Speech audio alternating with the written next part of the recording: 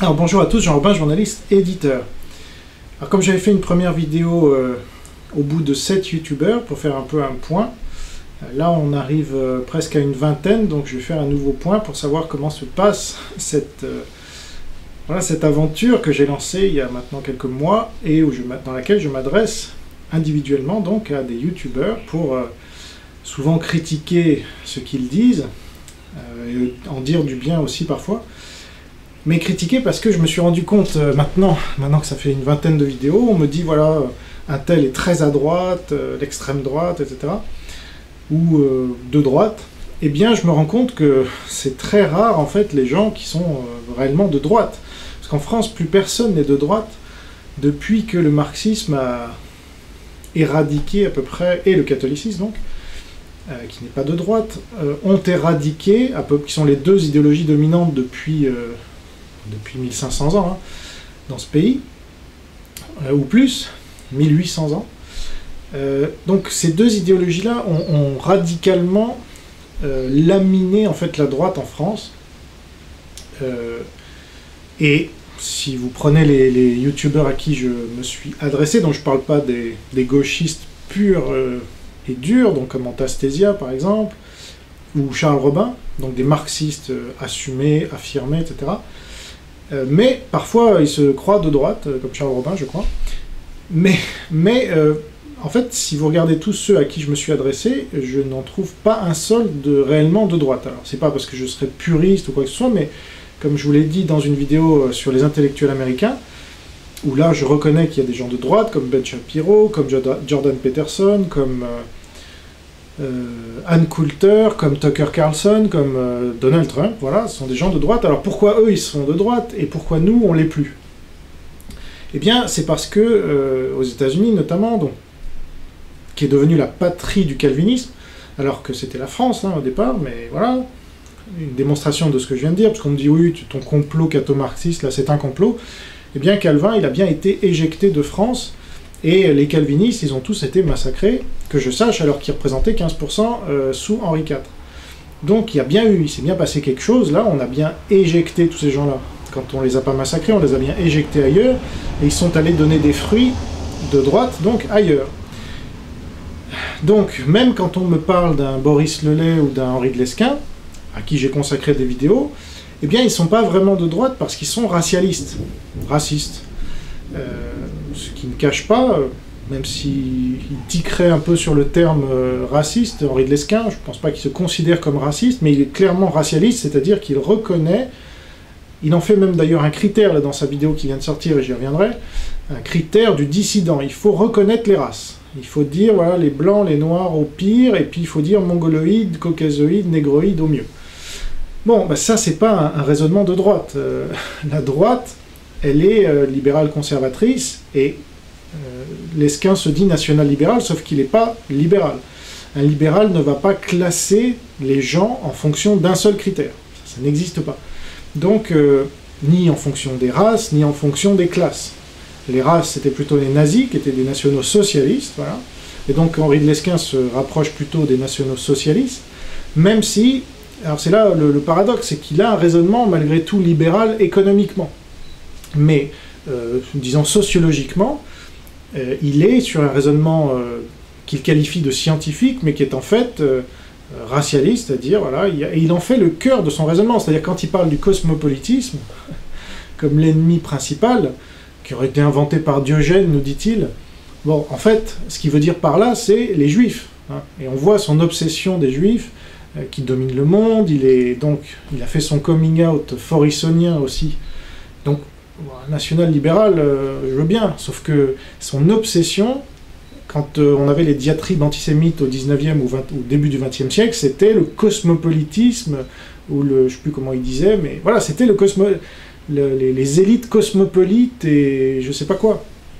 Donc c'est ça le problème chez Henri de Lesquen, selon moi, c'est qu'il n'est pas libéral, il va classer les gens, moi par exemple je suis d'origine juive, donc pour lui, je suis déjà classé, vous voyez. Je pourrais dire ce que je veux, je pourrais faire ce que je veux. Non, ça ne plaira pas à M. de Lesquen. Donc, il critique Zemmour, parce que c'est un marxiste, en effet. Donc lui aussi, mais lui, il classe les gens, mais par rapport à des à des classes, lutte des classes, eh bien, Deleschin, lui, fait une lutte des races. Voilà, il dit il faut les blancs, l'Europe aux blancs, etc. Donc, c'est pas ça le libéralisme, et c'est pas ça le christianisme, c'est pour ça que c'est pas ça le national-libéralisme que Deleschin appelle de ses voeux, et c'est bien pour ça que dans la vidéo, je parlais du fait qu'il soit énarque, et que malheureusement, il a des bonnes idées, mais son logiciel qu'il a formaté, c'est le logiciel énarchique, donc c'est l'État marxiste, voilà. Et on le retrouve dans cette logique, ça sort pas de nulle part, ces histoires de race qui domineraient la grille de lecture de la réalité, non. Donc, pour revenir à cette distinction gauche-droite, aujourd'hui, en France, tout le monde, quasiment, est marxiste ou classifie les gens en fonction de tel ou tel critère. Voilà, les féministes, ça sera, ou les LGBT, sur lesquels je viens de sortir un livre, la criminalité du lobby LGBT, regardez ça, si ça vous intéresse, c'est le genre, voilà, la sexualité. Alors un tel est transgenre, un tel est... Et donc ça le définit entièrement. Ah bon. Donc ça revient au même. On pourrait parler d'ailleurs de sexualisme, comme je l'ai dit dans un article, dans une interview récente, là, à braisinfo.com, excellent site d'ailleurs que je vous recommande. Si on accuse ceux qui font une hiérarchie des races ou une distinction entre les races de racisme, eh bien on devrait accuser ceux qui font, comme le lobby LGBT, une distinction entre les sexualités, et plus que ça, c'est-à-dire faire définir la personne en fonction de sa sexualité. C'est ça le racisme, c'est définir la personne en fonction de sa race. Eh bien, on devrait parler de sexualisme comme étant quelque chose d'infâme. Bon, bah aujourd'hui, c'est toléré, voire subventionné, n'est-ce pas? Mais en réalité, c'est la même logique qui classe les gens en fonction d'un seul critère, et qui dit, bah toi t'es noir, donc t'es comme ça, toi t'es juif, t'es là, et d'un autre côté, toi tu es transgenre, toi tu es féministe, femme, toi tu es, etc. Bon, je vais pas faire trop long sur Henri Deleschin, mais d'ailleurs, je suis en accord, donc assez bizarrement, sur sa dernière vidéo, quand il dit il faut un vrai dissident. Moi je parle pas de dissident, ça c'est la rhétorique soralienne, mais il est contre Soral, donc je sais pas pourquoi il réemploie ce terme, peut-être parce qu'il croit qu'on est sous l'UE-RSS, ce que je peux rejoindre aussi, mais bon, je préfère le vocable de résistant.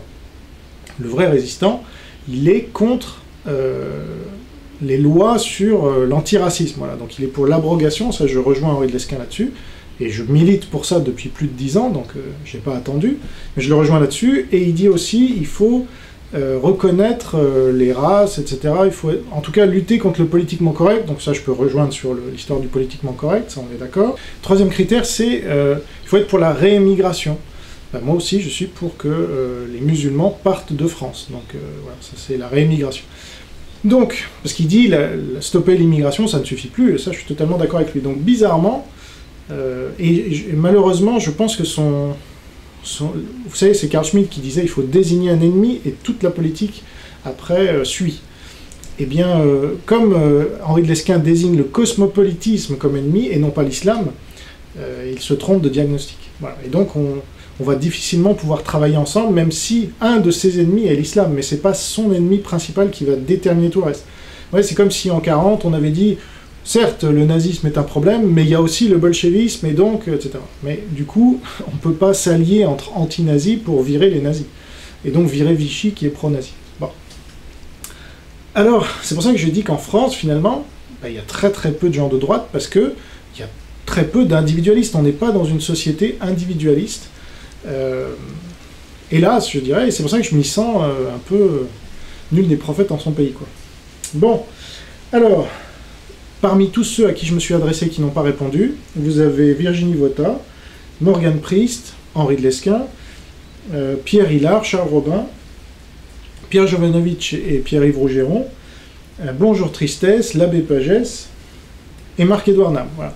Donc ça on pourrait dire ce sont les gens finalement qui se sentent le plus éloignés de moi, puisque même quand vous faites une vidéo sur eux, critique ou parfois critique ou pas, est-ce que j'ai cité Boris Lelay? Parce que Boris Lelay, non, je n'ai pas cité Boris Lelay, mais il ne m'a pas répondu non plus. J'en dis du bien aussi de Boris Lelay, même si je critique son racisme, évidemment. Eh bien, ces gens-là n'ont pas pris ma main tendue pour engager un dialogue. Voilà. On préfère rester dans sa bulle ou dire « Ah, Jean Robin, c'est un con, il m'a critiqué. » Voilà. Il ne voit pas la virilité et la viralité de la démarche qui consiste à casser les barrières aujourd'hui pour tendre une main et dire « Ok, on n'est pas d'accord sur tout, mais est-ce qu'on peut être d'accord sur l'essentiel, c'est-à-dire que l'islam est l'ennemi ?» Pour l'instant, ces gens-là, en tout cas, soit l'islam n'est pas leur ennemi principal, soit ils ne supportent pas les critiques même argumentées factuellement, et donc ils n'estiment même pas utile de répondre à ces critiques-là. Bon. Alors qu'il y a de plus en plus de gens qui voient mes vidéos sur eux, donc au bout d'un moment, il faudra peut-être bien qu'ils s'en occupent. Alors, Arnaud Dumouche, donc ce théologien catholique, est revenu vers moi de manière privée. Voilà, Jean, il faudrait quand même qu'on finisse cette série qu'on a commencée. Donc on a fait 3 vidéos de plus d'1 heure ensemble sur la théologie chrétienne. Et puis, dans la dernière vidéo, il m'a censuré parce que je parlais de la pédophilie dans l'Église. Et donc je lui ai dit par email, mais est-ce que tu reconnais, moi je veux bien te pardonner, c'est chrétien de pardonner, mais il faut que tu reconnaisses m'avoir censuré et que tu t'en repentes, parce que c'est comme ça que ça fonctionne. Il faut se repentir de ses péchés quand on est chrétien. Et lui, il m'a répondu, je reconnais t'avoir censuré, mais j'ai bien fait. Voilà. Donc là, il n'y a plus de discussion possible avec quelqu'un qui se glorifie de vous avoir censuré, mais ça c'est typique des catholiques en général. Ils ne se rendent même pas compte qu'ils vont à l'encontre des principes les plus élémentaires de courtoisie et de charité, parce qu'ils ont ce mot à la bouche tout le temps, parce qu'ils l'ont lu dans la Bible, et ils se disent « Ah, il faut que je sois... » Mais là, quand on est dans les faits, « Ah, je t'ai censuré, mais j'ai bien fait vraiment, parce que voilà. » Bon. Alors, Marion Sigaud a répondu, mais d'un rire bruyant, par écrit, mais je l'ai bien entendu quand même. « Ha ha ha, j'ai bien ri. » Donc ça, c'est quelqu'un qui n'a pas d'argument, évidemment, par rapport à ce que j'ai dit, donc c'était sa vidéo sur Turgot. Antastésia a répondu par une série de tweets d'où Jésus, un homme me répond, me critique, et c'est un élu de Dieu, ah, quelle horreur. Donc, voilà, elle ne sait même pas que les chrétiens sont des élus de Dieu selon la Bible, donc elle pense que je serais un chrétien qui se croit élu de Dieu, alors qu'on ne peut pas être chrétien et ne pas se croire élu de Dieu, si on sait ce que c'est d'être chrétien, mais je me rends compte, même chez les chrétiens, certains, et notamment les catholiques, me reprochent de me dire élu de Dieu, d'avoir été élu par Dieu, donc de me sentir au-dessus des autres. Donc ils devraient lire leur Bible, ces gens-là, parce que malheureusement l'Église catholique ne leur fait pas étudier la Bible, et donc ils oublient même ce que ça veut dire d'être chrétien. Voilà. Mais bon, Antastésia, c'est pas de sa faute, elle n'est pas chrétienne, et donc c'est normal qu'elle me prenne pour un illuminé. Les chrétiens, c'est un peu plus... ou les chrétiens autoproclamés, c'est un peu plus problématique déjà. Alors Frédéric Delavier a répondu, mais sans me répondre, c'est-à-dire qu'il a fait 2 vidéos de suite en disant il ne faut pas regarder les vidéos de youtubeurs qui sont négatifs, hein, qui critiquent sans rien proposer, etc. C'est pas bien. Donc quand je suis allé dans ses commentaires, je lui ai dit non, t'aurais pu t'adresser directement à moi, ça aurait été plus simple, peut-être tu voulais pas me faire de pub, mais quand même. Il dit non, je pensais pas à toi. Mais c'était juste après la vidéo que j'avais faite sur lui. Bon. Donc, Abosite. Alors, Adrien Abosite, c'est l'un des premiers sur lesquels j'ai fait une vidéo. Comme vous vous en souvenez peut-être. Elle n'a pas pris une ride, et en plus, là, il vient d'aggraver son cas dans une émission qu'il vient de faire avec le Raptor Dissident. Donc, je vous y renvoie. C'est la 5e émission du Raptor sur, si je ne me trompe pas, la France a un incroyable muezzin. C'est le titre de l'émission. Et donc à la 51e minute de cette émission, vous pouvez écouter, Adrien Abosi explique doctement que le voile n'oppresse pas la femme, le voile islamique, hein, puisqu'il s'agit de Ménel et tout ça, le voile n'oppresse pas la femme. Ben voyons. Donc là, il va aggraver son cas, donc, puisqu'il disait déjà que Soral était un résistant, tout islamophile, marxiste et antisémite qu'il était, et il faisait une dédicace à l'Algérie et aux Algériens qui nous envahissent, mais c'est pas grave. Donc voilà, vous avez chez cet homme un problème, parce qu'il est catholique et pétainiste, autoproclamé, et ça, je trouve, c'est difficilement acceptable dans la France de 2018. À la limite, pourquoi pas, si, encore une fois, son focus principal était contre l'islam, ce qui permettrait, je ferai une vidéo juste après celle-ci, où j'expliquerai justement pourquoi c'est la seule bonne stratégie pour les patriotes, pour sortir la France de l'ornière dans laquelle elle se trouve. Mais non, pour l'instant, Adrien Bauzy a choisi une stratégie qui va opposer l'oligarchie à la nouvelle opinion publique qui irait de riposte laïque à égalité et réconciliation, alors que les deux n'arrêtent pas de se taper dessus. Ça n'a aucun sens. Quant à ce cher Daniel Conversano, il a pris la main que je lui ai tendue, par une vidéo assez critique, mais je pense argumentée, et donc il a aggravé son cas parce qu'il a voulu expliquer à nouveau qu'Hitler n'était pas de gauche, et on en revient à ce que je disais tout à l'heure. C'est-à-dire que ces Français-là, Conversano, je pense, c'est pour sortir lui aussi du lot, parce que personne ne se dit nazi en France, surtout avec des cheveux longs comme lui, bon, il les a un peu coupés là, mais il pense comme ça, sortir du lot et dire voilà, les races existent, les races supérieures, les races inférieures, etc. Ce qui était le discours dominant en France au début du XXe siècle, mais c'est pas grave, ça serait l'avenir. Donc voilà comment il pense sortir du lot. Et puis en se disant nazi, en tout cas Hitler a inspiré, comme je disais dans ma vidéo sur lui, Hitler m'a inspiré mon parcours. Bon, et puis quand je lui démontre qu'Hitler en fait était de gauche, puisqu'il était socialiste national, qu'il n'avait rien à faire des frontières, Conversano n'a pas compris, ne s'est pas suffisamment éduqué sur la question qui est son propre référentiel. Mais comme je le dis souvent, la France, c'est l'éducation nationale socialiste qui lui a donné ses idées, et ça émerge pas comme ça chez Daniel Conversano de nulle part. Et finalement, des gens comme Hassen, Daniel Conversano, Boris Lelay ou Henri de Lesquen n'ont pas relayé, à ma connaissance en tout cas, mon appel pour contribuer à faire publier en France De Belcoeur, donc en français, dans ma maison d'édition. Et pour cela, il faut envoyer un mail à cette chère Vanessa qui gère les droits, les ayants droit donc, de ce livre en France. Donc vanessa@lanouvelleagence.fr. Il faut lui envoyer un mail en disant moi j'aimerais bien que ce livre paraisse en français, je m'engage à en acheter au moins un exemplaire si vous acceptez de travailler avec Jean Robin, puisque ça fait 25 ans bientôt que ce livre est censuré en France. C'est un livre fondamental qui s'est vendu à plus de 500 000 exemplaires aux États-Unis, et donc merci d'accepter, parce que c'est un livre que Hassen notamment a revendiqué, en tout cas a invoqué dans le débat qui m'a opposé à lui, le premier débat, en disant que je ne l'avais pas lu, etc., sans savoir que je voulais l'éditer depuis 2013, mais que pour des raisons financières, ça n'avait pas pu se faire, et qu'aujourd'hui, sont les ayants droit qui ont mis une fin de non-recevoir, et donc pour inverser la tendance, ou tenter en tout cas d'inverser la tendance, il faudrait envoyer des mails à cette chère Vanessa pour qu'elle prenne conscience qu'il y a des gens qui sont intéressés par le livre, et donc voilà.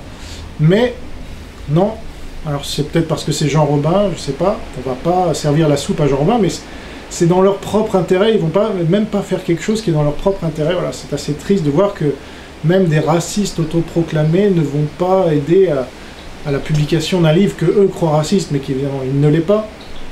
Mais c'est pas grave, en tout cas eux le croient, et donc ils l'invoquent ce livre, donc ils devraient vouloir sa publication en français, mais non.